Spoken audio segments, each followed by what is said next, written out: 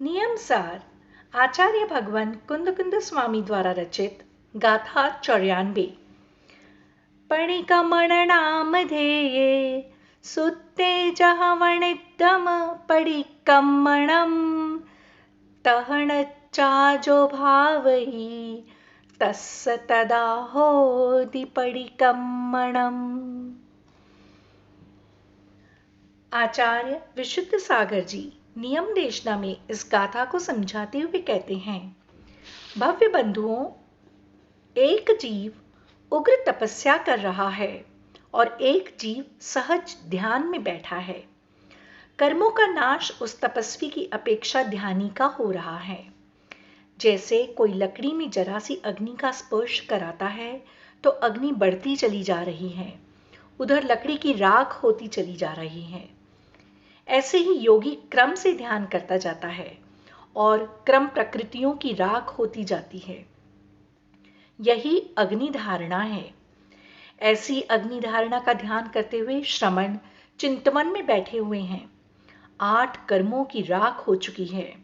इसके उपरांत वे योगी वायु धारणा में लीन होते हैं, उसके उपरांत जलीय धारणा में। सर्वप्रथम ध्याता निर्मल स्थान पर बैठ करके चिंतवन प्रारंभ करता है।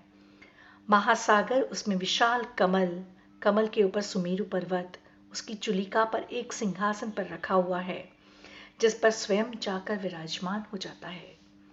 इसके उपरांत वह ध्याता 2 कमलों की रचना करता है, नाभि कमल और हृदय कमल। नाभि कमल पर अरहम की रचना करके ध्यान करता है और हृदय कमल पर 8 कर्मों की स्थापना की है।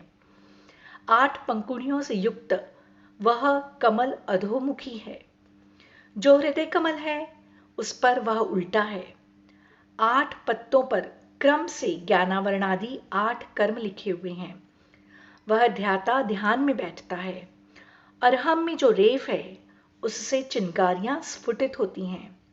अरहम आवाज गूंज रही है और देखते ही देखते वह अरहम त्रिकोण होते हुए लोकव्यापी हो रहा है और चिंगारियां जाकर प्रथम पत्र पर बैठ गई। ऐसे क्रम से 8 पत्रों पर करें। इसके पहले अरहंत अवस्था का ध्यान करेंगे।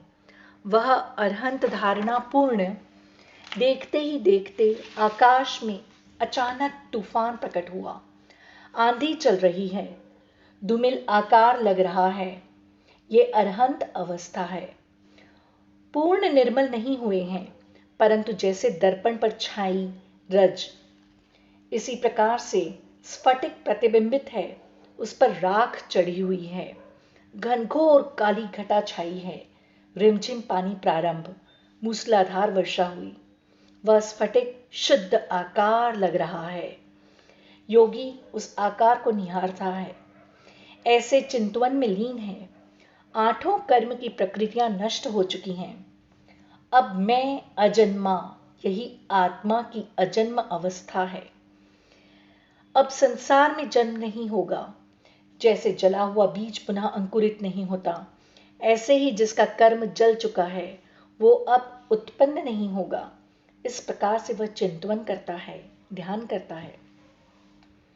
भोज्ञानी ज्ञान ही ज्ञान में लगा रहेगा तो जीवन निकल जाएगा, पर ध्यान नहीं कर सकेगा तो कर्म निर्जरा नहीं होगी। इसलिए आगम में ज्ञान की भी सीमा है।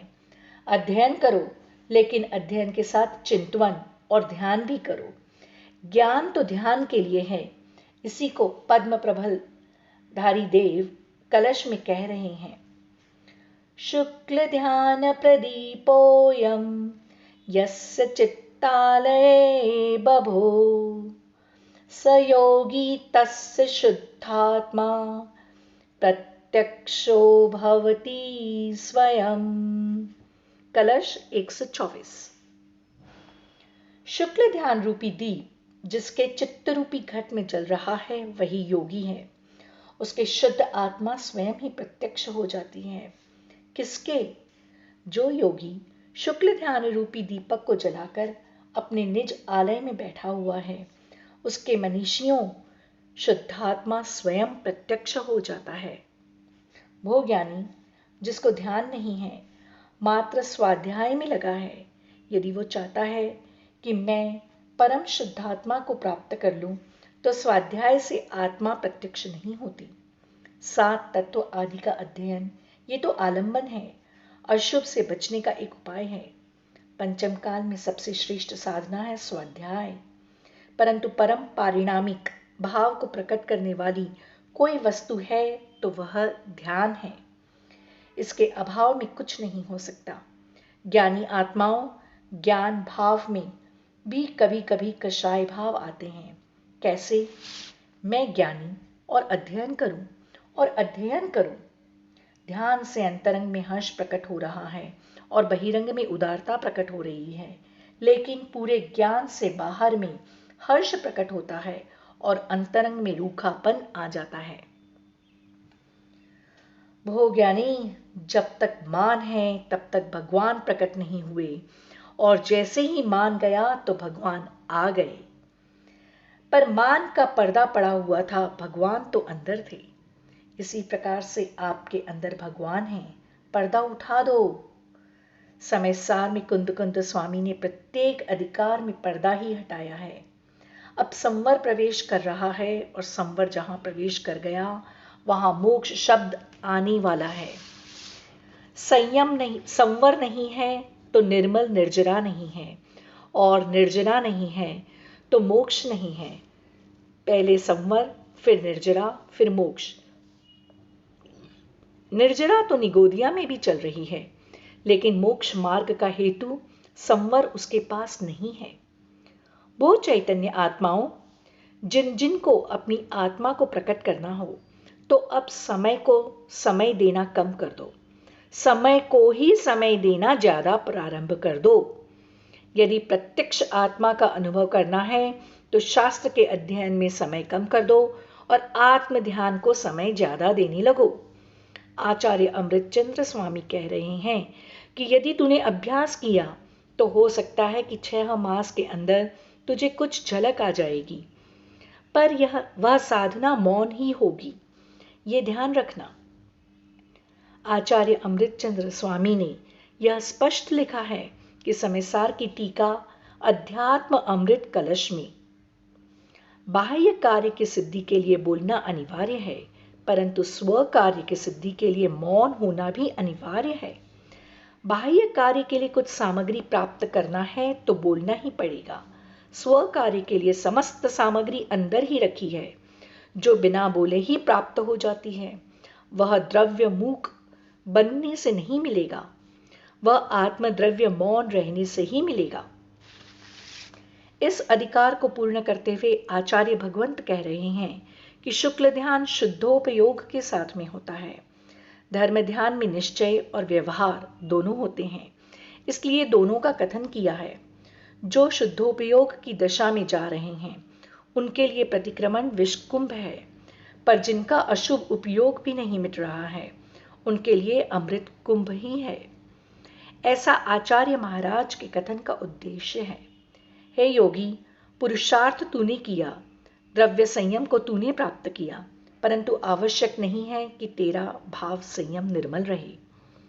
भोज्ञानी, द्वैपायन मुनिराज का कोई दोष नहीं था। घनघोर तपस्वी न होते तो तेजस पुतला निकल ही नहीं सकता था। द्रव्यलिंगी की रिद्धि नहीं होती, सच्चे भावलिंगी मुनिराज की रिद्धि होती है। उन्होंने अपने आप को बहुत रोके रखा, परंतु कोई सीमा होती है। यादव कुमारों ने उनके साथ अति कर दी, उस अति का परिणाम द्वारका का भस्म होना था। ज्यादा गर्मी होने पर रेल की पटरी से भी अग्नि की चिंगारियां निकलने लगती हैं। पत्थर पर पत्थर पटकोगे तो चिंगारी निकलेगी। जब 2 विकारी भाव मिलते हैं तो कषाय की चिंगारी प्रकट हो जाती है। 2 अहंकार मिले तो तीसरी पर्याय क्रोध की प्रकटता होती है। इसलिए ध्यान रखना, जब भी साधक पुरुषों के पास जाएं, बिल्कुल साम्यता में जाएं। भोज्ञानी, जब भी साधक आए तो ऐसे स्थान पर विराजमान करना जहां पर जन समुदाय का आवागमन ज्यादा ना हो। मुनिराज ध्यान में थे, पर वे चौराहे पर बैठे थे। ये दोष उनका कहो या होनहार कहो, पथिक निकलते हैं, उनको देखकर चर्चाएं करने लगते हैं। कि जब ये वीर सम्राट थे, इनका शासन कैसा अच्छा चलता था, पर बेटे संभाल नहीं सके।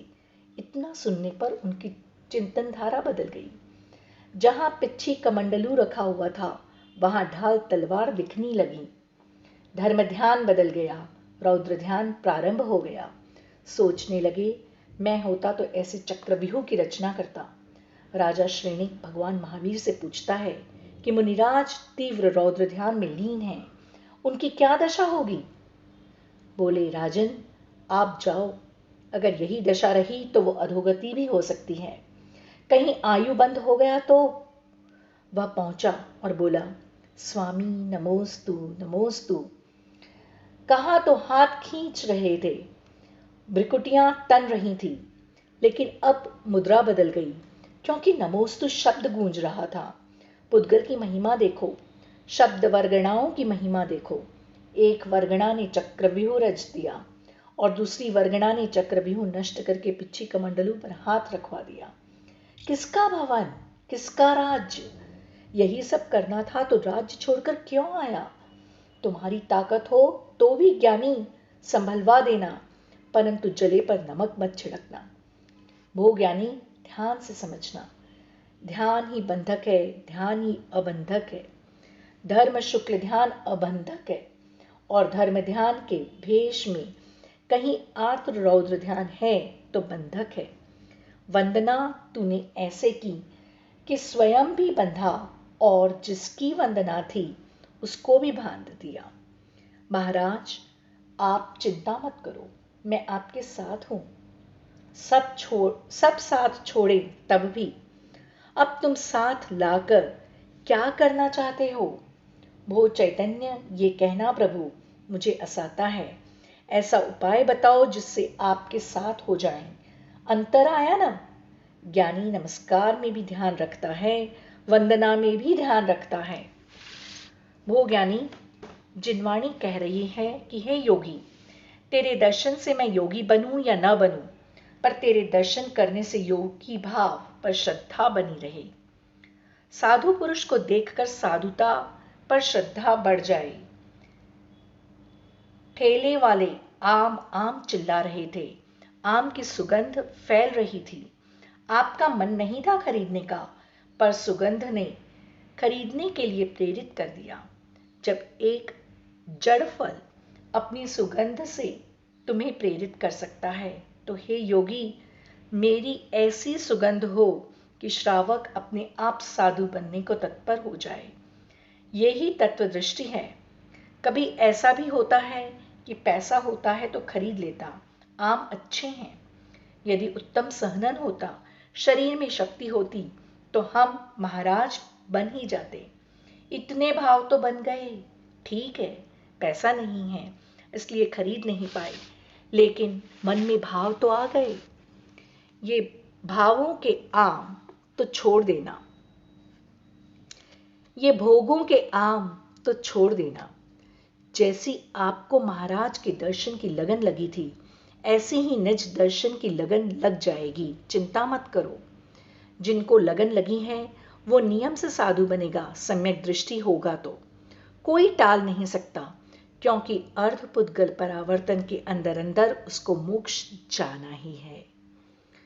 भोज्ञानी, तत्वार्थ सूत्र में उमा स्वामी महाराज ने लिखा है कि जो जीव व्रतियों की अवहेलना करता है, तीव्र कषाय भाव रखता है, वो चारित्र मोहनीय कर्म का आश्रव बंद करता है, और जो मुनियों की सेवा करता है उसका चारित्र मोहनीय कर्म शिथिल हो जाता है। आचार्य भगवान ने परमात्म प्रकाश में लिखा है कि कोरे ज्ञानी मत बनना और कोरे सेवक भी मत बनना, शास्त्र ज्ञान भी रखना और पंच परमेष्ठि की सेवा भी करना। आचार्य भगवान कुंद स्वामी गाथा 94 में कह रहे हैं कि प्रतिक्रमण नाम वाले सूत्र में जैसा प्रतिक्रमण का कथन किया गया है, उसे जान करके जो भाता है उसके ही प्रतिक्रमण होता है। प्रतिक्रमण सूत्र अपने आप में एक शास्त्र है। प्रतिक्रमण सूत्र में जैसा कथन किया गया है वैसा प्रतिक्रमण करना अन्यथा मात्र पाठ है। यदि अपराध हुआ है तो अपराध का भाव आना चाहिए। अन्यथा लोग सुबह, मध्याह्न, शाम तीनों समय पाठ कर लेते हैं। वास्तविक प्रतिक्रमण क्या है? अंतरंग में वह भाव नहीं आया तो पाठ करना भर है। वास्तव में जो दोष आपको लगा है उसका भाव आना चाहिए। वो ज्ञानी, परिणाम किसने किए हैं? चोरी तो नहीं की, पर चोरी के भाव आ गए। गुस्सा तो नहीं किया, पर गुस्सा करने के भाव आ गए। प्रतिक्रमण किया क्या? भगवान के भाव भी नहीं आना चाहिए। वास्तविकता है कि बहुत एकांत चाहिए। सबके बीच में रहकर सब में नहीं जाना, इसका नाम एकांत है, न कि सबके बीच से उठकर चले जाना।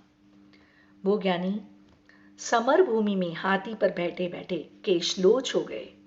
मथुरा का राजा शत्रुघ्न बाण छोड़ रहा था, नतमस्तक हो गया। हे स्वामी नमोस्तु।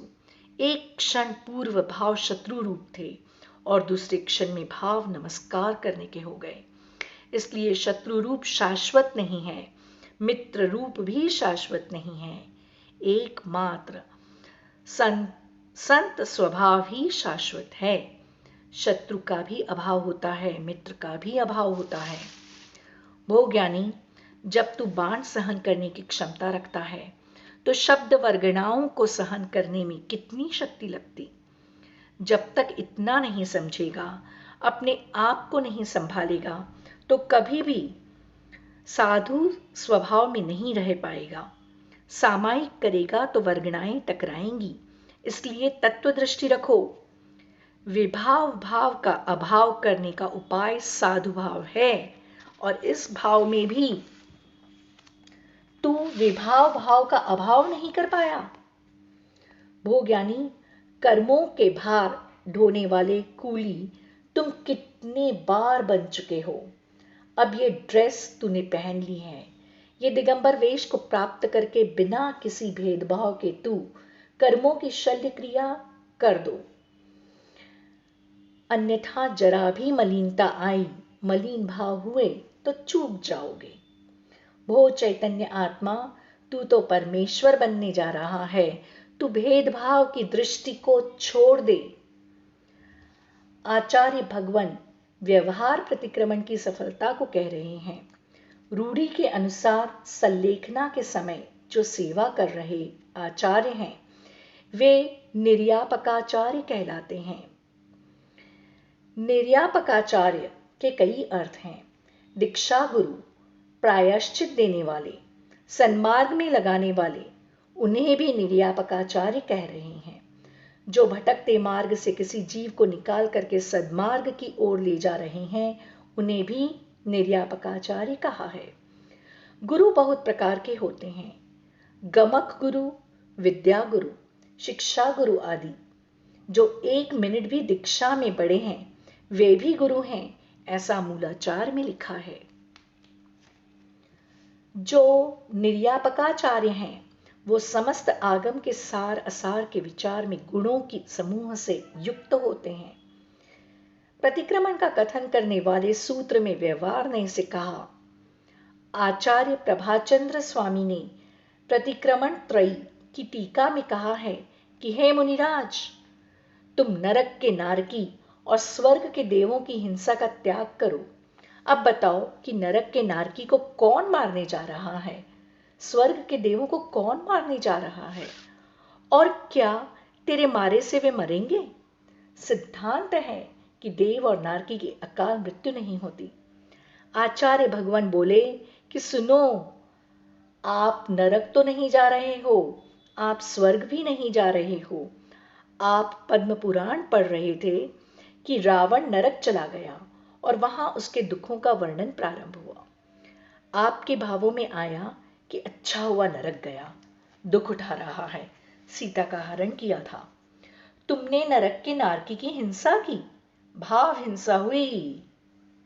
टेलीविजन पर मैच चल रहा था, भारत जीत गया।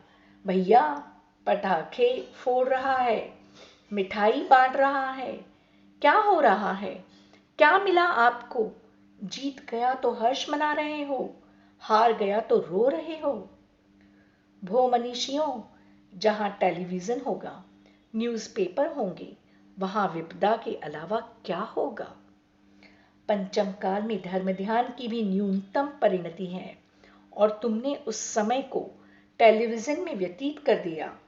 पर के चित्र देखोगे तो निज का चित्र कब दिखेगा। भव्य बंधुओं, पद्म प्रभमलधारी देव कलश में कह रहे हैं, निर्यापकाचार्य निरुक्ति युक्ता मुक्तिम सदा कर्ण्य च यस्य चित्तम समस्त चारित्र निकेतनम स्यात् तस्मै नमः संयम धारिणेस्तु। कलश 125। हमने चित्र के मुनि की वंदना नहीं की, हमने वंदना की है उनकी जो संपूर्ण चारित्र के निकेतन हैं। उनके लिए मेरा नमस्कार हो। किनके लिए? जिनके द्वारा संयम स्वीकार किया गया हो, ऐसे मुनिराज के लिए वंदना है। जब कर्णानुयोग से पूछेंगे तो आप किसकी वंदना कर पाओगे? कर्णानुयोग कहेगा कि मैं नहीं जानता कि पिच्छी वाले हैं कि कमंडलू वाले हैं, मैं नहीं जानता कि निर्वस्त्र हैं कि सवस्त्र हैं। मैं तो इतना जानना चाहता हूं कि इनके अनंतानुबंधी प्रत्याख्यान और अप्रत्याख्यान, इन सर्वघाती प्रकृतियों का उदयाभावी क्षय, इन्हीं का सद्भाव अवस्थारूप उपशम और देशघाती प्रकृति संजोलन कषाय का उदय जिनके चल रहा है, वो जीव मुनिराज हैं, उन्हें मेरी वंदना है। ये कौन कहेगा? कर्णानुयोग। परंतु कर्णानुयोग की प्रकृति को आप जान नहीं सकते हो, क्योंकि वह केवली का विषय है, अवधि ज्ञानी का विषय है। वो ज्ञानी चरणानुयोग कहेगा कि जो 28 मूल गुणों का निरतिचार पालन कर रहे हैं वे मुनिराज हैं, उन्हें मेरी वंदना है। और जहां 28 मूल गुण हैं, उन 28 मूल गुणों के अंतर्गत ही संयम है, इसलिए उनकी वंदना। भो चेतन, ये कहना ही नहीं पड़ता है, वो आपकी बुद्धि सहज चली जाती है। निर्णय स्वयं कर लेता है जीव, क्योंकि कहने में विसंवाद हो जाता है, करने में कोई विसंवाद नहीं है। अज्ञानी कह के स्वयं पिटता है और दूसरे को भी पिटवा डालता है। ज्ञानी समझ करके अपना काम कर लेता है। ज्ञानी व अज्ञानी में इतना भेद होता है। आचार्य भगवान कह रहे हैं कि ऐसे संयमधारी यति को मेरा नमस्कार हो। भो ज्ञानी, परस्पर में गुणानुराग नहीं होगा तो भक्ति की संज्ञा किसकी? ये अज्ञानियों की शैली है मेरे और तेरे। अचौर्य व्रत का पालन उसके पास नहीं है।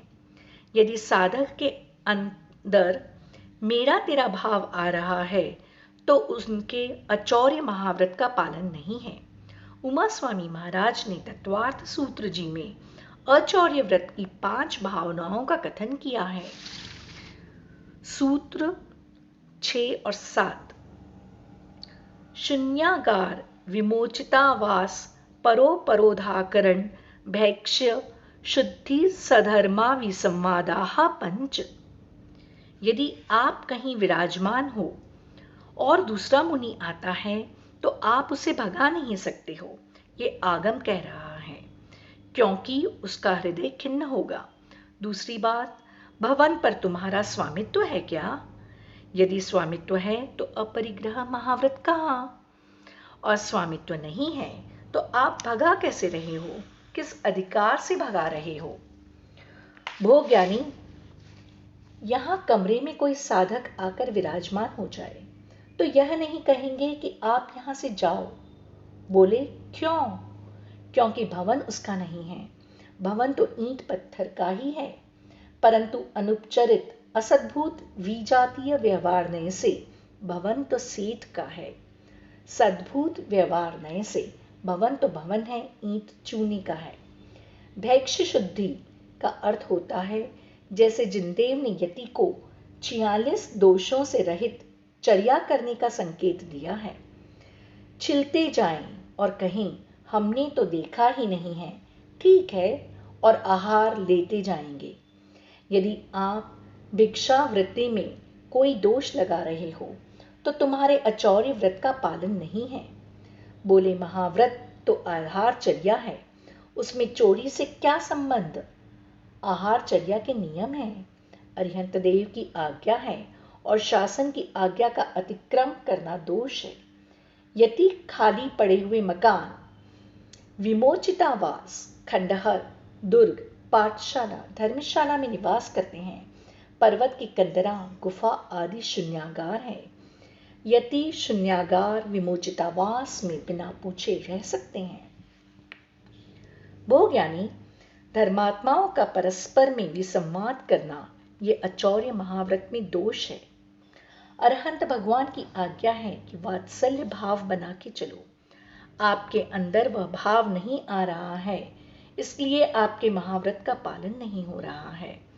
अब कहीं वीर नंदी स्वामी के शिष्य होते तो कहते पद्म प्रभमलधारी देव से कि आप अपने गुरु का नाम लिखो, मेरे गुरु से आपका कोई प्रयोजन नहीं होना चाहिए। भोज्ञानी, जिस समय निर्ग्रंथ दीक्षा हो जाती है, 3 कम 9 कोटि मुनियों में तुम्हारा नाम भी आ जाता है, तो वे सिर्फ तुम्हारे गुरु नहीं हैं, वे सभी मनुष्यों के हैं। नमो लोए सव्वसाहुणम।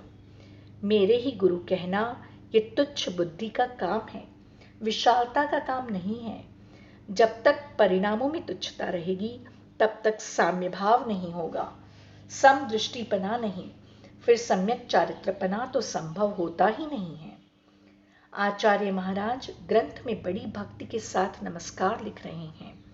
वीरसेन स्वामी ने धवला ग्रंथ में पूर्ववर्ती आचार्यों को नमस्कार किया। भट्ट अकलंक देव ने जब ग्रंथ लिखा तब सब आचार्यों को नमस्कार किया। आचार्य समंत भद्र स्वामी ने पूर्व आचार्यों को नमस्कार किया। ये सब क्या था? अपने सम्मान के लिए नहीं था, ग्रंथ की प्रामाणिकता के लिए था। वो पंच परमेष्ठी के प्रति विनयाचार था। आप कहो कि संघ भेद कुंद कुंद स्वामी के समय शुरू हो चुके थे।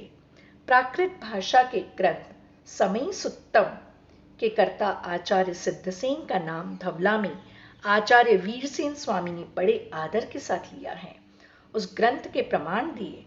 परस्पर में यह आचार्यों का वात्सल्य था, साथ में यह प्रामाणिकता थी कि यह जो मैं लिख रहा हूं अपने मन से नहीं लिख रहा हूं, पूर्व आचार्यों की परंपरा से लिख रहा हूं।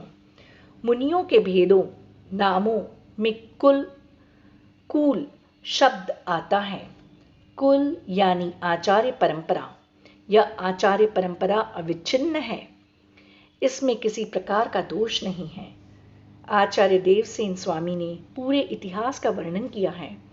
मध्यकाल में छुपे हुए संघ भेद आदि का कथन भी किया है। यापनीय संघ, माथुर संघ, गोपिच्छिका संघ, बिल्लव संघ, निष्पिच्छिका संघ आदि कुछ संघों को देवसेन स्वामी ने जैनाभास लिखा है। इनके द्वारा लिखित ग्रंथों को आगम नहीं माना है। यापनीय संघ के साधु पहले अर्धफलकधारी थे, बाद में दिगंबर हो गए, परंतु सिद्धांत से नहीं। वह स्त्री मुक्ति और केवली भुक्ति मानते थे।